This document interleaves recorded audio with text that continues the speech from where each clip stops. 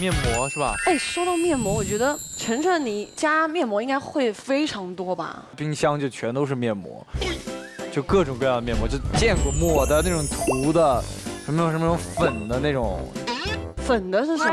啊，那是洗面奶，就是各种抹来抹去的那种化妆品、保养品。对，化妆品、保养品，还有什么面膜，全都堆在家里。这2款分别就是什么功能的？这个是自己家里，然后保湿的一个面膜，然后这是那个危机全鲜活的这个保湿的这个胶囊面膜，都是这个外表看起来很高科技，其实内在也很高科技。所以这2款其实都是补水的，对不对？对对对。这补水非常的重要。哎，面膜多久敷一次比较合适啊？我也不知道。但是我是有这样的经历，就是说，因为刚从横店回来的那段时间，就晒得特别黑，然后就一次性敷了7张，7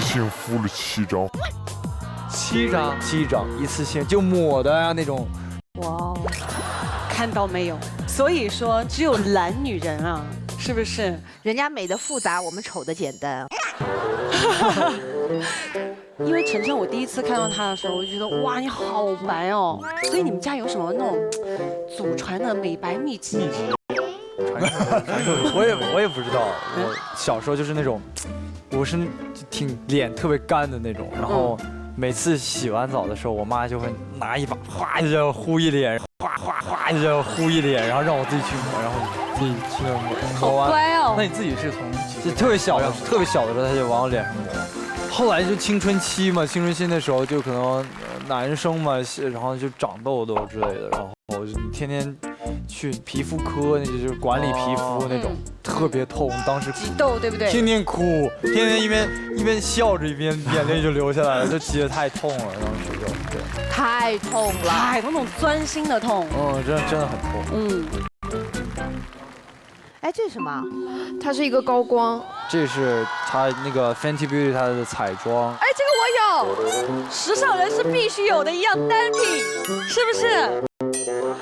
你知道我为什么爱它吗？爱它的原因是因为它的颗粒感非常细腻，然后光度特别的耀眼，我就很爱它，而且我还推荐过它。哦，是哎。可以送我们吗？可以啊，可以。自己的第一件保养品是什么？还记得吗？可能是防晒霜。防晒霜。就自从去横店之前，我都没有想过防晒这种事情，因为手被晒得特别黑，当时都被晒出了那种什么阴阳手。就这块是整个全黑的，然后这块是白的。是。大家都蛮嫌弃我，然后就让我天天涂那些东西。各位还记得自己的第一个保养品是什么吗？大宝，我小学就抹大宝，大宝天天见。对，这个广告我没看过。